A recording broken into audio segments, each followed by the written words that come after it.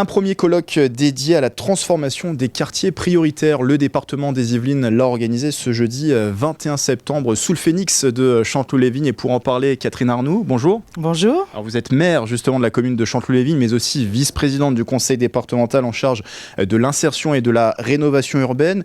Sur les quartiers politiques de la ville dans les Yvelines, il y en a 31, un quartier prioritaire, ce qui représente une population de 157 000 habitants. Un sujet d'importance. Pourquoi tout simplement lancer ce premier colloque? Pourquoi organiser cet événement ce jeudi 21 septembre à Chanteloup-les-Vignes? D'abord pour partager la volonté politique du département. Depuis 2015, le département s'est lourdement engagé, je crois que c'est le seul département de France qui a mis cette volonté politique, à accompagner les quartiers prioritaires dans leur transformation. Pas seulement ceux qui avaient été retenus par l'État au titre de l'Agence de rénovation urbaine, mais aussi tous les quartiers qui étaient déjà en politique de la ville et qui avaient montré déjà des fragilités urbaines. Nous avons accompagné, donc dans un premier mandat, nous avons accompagné 13 quartiers prioritaires. Et puis nous continuons notre volonté politique dans ce deuxième mandat en étant attentifs à ces quartiers qui soit sont en quartier prioritaire, soit sont en décrochage, soit en risque de décrochage. Parce que l'intelligence de la politique, c'est d'arriver avant. C'est de voir ce qui a été le drame de nos quartiers prioritaires depuis 40 ans et de savoir donner aux collectivités, aux élus et aux habitants les moyens de transformer durablement leur quartier. Donc ce programme, c'est Prior Yvelines et on ne parle pas que de rénovation urbaine, c'est un programme un peu plus global pour ces quartiers prioritaires. Alors, le département a pris lourdement la compétence politique de la ville. Ça regroupe évidemment l'urbain, parce que là, on va être beaucoup dans l'urbain. Mais l'urbain, qu'est-ce que c'est? C'est pour accompagner les habitants à mieux vivre, à avoir non seulement une qualité de vie, mais une qualité de service que peuvent lui proposer les collectivités locales, mais qui ont besoin pour ça de l'appui du département. Alors, oui, c'est l'occasion aussi de penser la ville de demain. Cette ville qui a été construite qui ont été construites toujours dans des conditions extrêmement rapides, qui évidemment ne pensait pas du tout développement durable. Il y a 40 ans, ça n'était pas le thème, et qui pensait assez mal l'insertion et l'inclusion. Donc on a voulu, et c'est ce qui est aujourd'hui, les échanges, c'est en fait d'échanger d'abord sur ce que fait le département, les projets, mais aussi d'échanger nos compétences, d'échanger nos regards, éventuellement de dézoomer nos regards avec des intervenants extérieurs qui nous expliquent, qui nous font dézoomer et repenser. Et puis c'est aussi mettre l'accent sur cette petite particularité du département des Yvelines qui, dans son accompagnement à la politique de la ville et au renouvellement urbain, s'est donné une vocation forte, c'est la vocation éducative.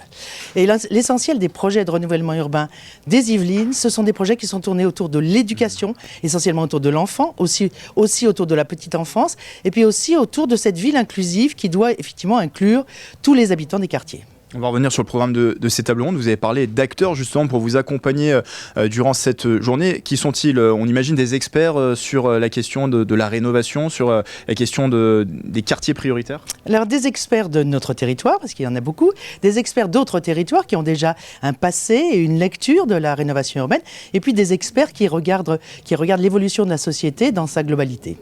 Et on a pu justement interroger quelques-uns de ces experts qui étaient présents pour cette journée du jeudi 21 septembre. J'interviens sur la thématique de l'urbanisme temporaire, transitoire, et dans les cadres des projets de renouvellement urbain, l'ANRU considère que c'est une opportunité pour améliorer la transformation du cadre de vie des habitants.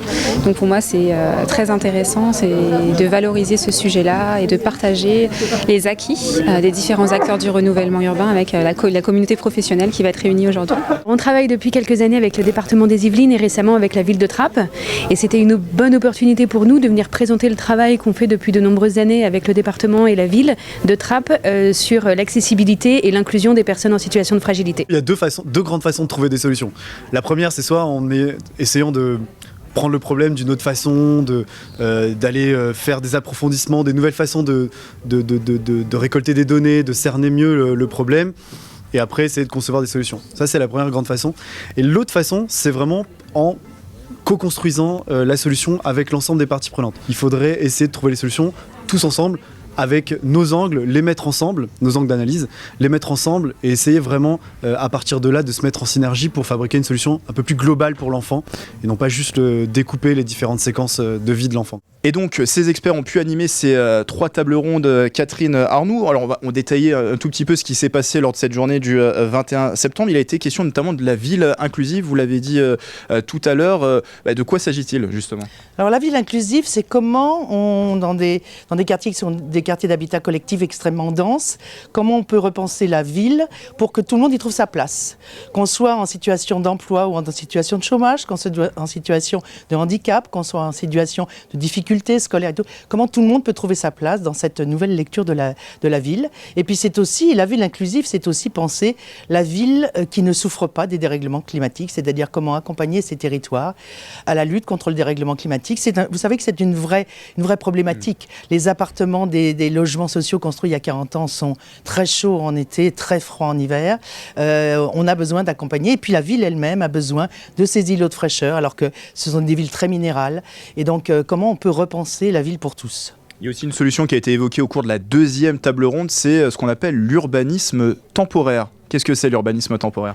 Alors, l'urbanisme temporaire, c'est comment positiver d'une difficulté. La difficulté, c'est ces programmes de renouvellement urbain sont des programmes qui sont extrêmement longs et qui doivent mettre autour de la table beaucoup d'intervenants, qui doivent faire participer complètement les habitants à l'évolution des quartiers, et ce sont des programmes très longs.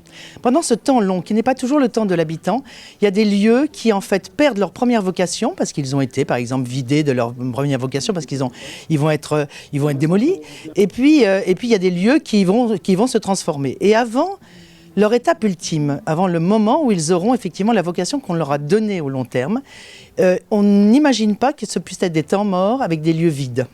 Et comment penser ce temps intermédiaire, à la fois pour créer des actions, pour créer d'autres idées, actions qui vont en fait nourrir le programme à venir aussi. Donc voilà, c'est le temps intermédiaire qui est un temps qui est trop long pour les habitants et dans lequel on a décidé de donner du corps.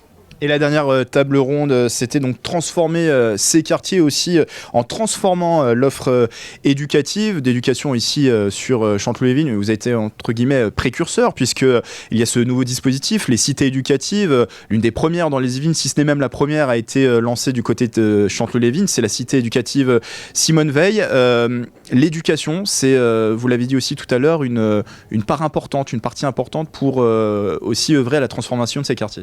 L'éducation, c'est d'abord la certitude d'accompagner nos enfants pour devenir des hommes et des femmes qui prennent place dans la société. L'éducation, c'est aussi remettre le parent au cœur de ce dispositif qui n'est plus seulement le dispositif de l'enseignement. L'éducation, c'est aussi ce que regarde un parent qui arrive sur un territoire, comment mon enfant va pouvoir être entouré, accompagné. Et donc, le lieu, le bâti et les projets qui sont autour de l'éducatif sont le centre de l'évolution de nos collectivités locales et un peu plus dans ces quartiers. Dernière question, on l'imagine, viendra après un bilan de cette journée d'échange autour de la question des quartiers politiques de la ville. Est-ce que ça pourra nourrir peut-être un futur travail départemental qui est déjà enclenché, mais est-ce que ça pourra servir, nourrir votre réflexion ? Alors bien sûr, mais pas seulement l'idée et la pensée du conseil départemental, l'idée c'est aussi que les partenaires eux-mêmes se nourrissent de ces travaux en commun, à la fois des projets que porte le département, de l'ambition qu'il y met, mais on sait très bien que l'ambition elle doit se décliner au niveau local et elle doit se décliner par les élus, par les habitants, par les partenaires, par les éducateurs, enfin par tout le monde. Et je pense qu'il y aura d'autres métamorphoses urbaines. Merci Catherine Arnoux, maire de Chanteloup-les-Vignes, vice-présidente du conseil départemental en charge de l'insertion et de la rénovation urbaine. C'est la fin du 7-8. Merci de nous avoir suivis. Très belle soirée sur TV78.